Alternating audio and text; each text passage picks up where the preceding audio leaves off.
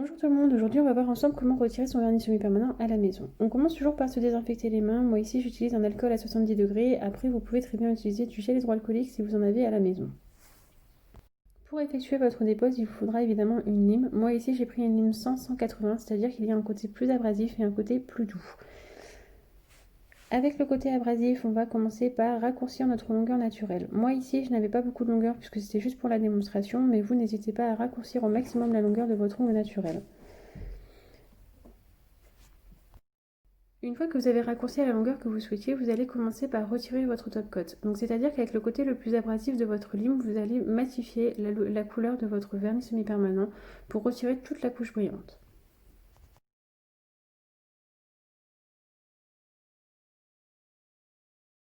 Donc une fois que vous avez fini de retirer votre top coat, vous allez pouvoir vous attaquer à la couleur du vernis semi-permanent.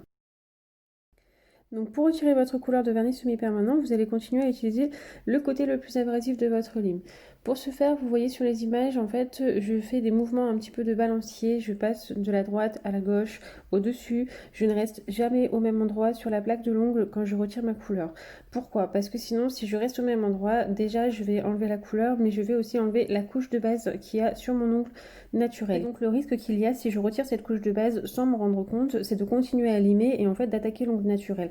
Si j'attaque l'ongle naturel, en fait, ce que je vais faire, c'est que je vais l'affiner, je vais le sensibiliser, je vais le fragiliser et il va faire apparaître des rougeurs. Ces rougeurs, du coup, elles sont là pour nous alerter, elles nous disent que c'est trop tard, qu'on a attaqué l'ongle naturel et qu'on va avoir une hypersensibilité au chaud et au froid puisqu'il est très fin et qu'il n'a plus sa fonction de protection du doigt. Donc c'est pour ça, il faut toujours bouger de droite à gauche sur la plaque de l'ongle et toujours doser aussi son limage. Ici, vous voyez, j'ai retiré toute la couleur de mon semi-permanent. Il restait un tout petit peu sur le côté que j'ai enlevé avec le côté, cette fois-ci, le plus doux de la lime, je crois. Donc voilà, donc ici on a retiré notre couleur. Donc il nous reste effectivement cette couche de base. Donc j'essaie de vous faire un petit focus pour que vous voyez. C'est très fin.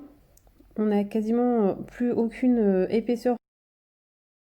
Donc cette fois-ci, on va utiliser le côté le plus doux de notre lime, le côté 180, et on va continuer à faire des mouvements sur la plaque de l'ongle.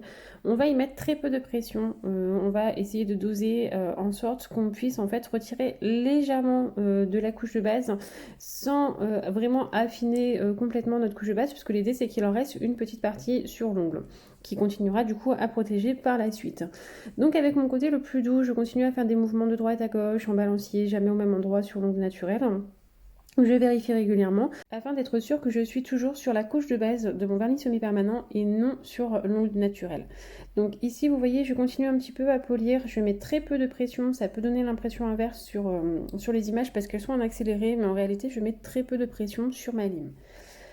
Une fois que vous avez terminé, normalement vous obtenez un résultat propre, vous obtenez une surface lisse et homogène et surtout vous n'avez aucune rougeur et aucune sensation de brûlure ou de chauffe puisque vous avez fait attention à ne pas attaquer l'ongle.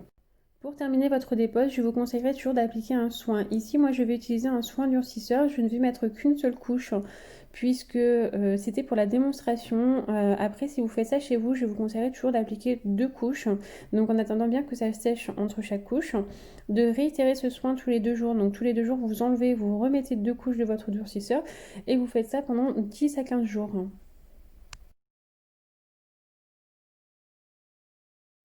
Pour terminer votre soin, je vous conseille d'appliquer une huile à cuticule ou si vous n'en avez pas, vous pouvez aussi appliquer une crème pour les mains. Vous verrez, je vais l'appliquer sur le contour en fait de ma cuticule et je vais venir la faire pénétrer afin d'hydrater mes petites peaux autour de mon ongle. Et voilà, la vidéo est à présent terminée. J'espère qu'elle vous aura plu et qu'elle aura pu vous aider un petit peu. N'hésitez pas à me laisser un commentaire ou un petit j'aime à la fin de la vidéo. Je vous fais des gros bisous. Bye bye!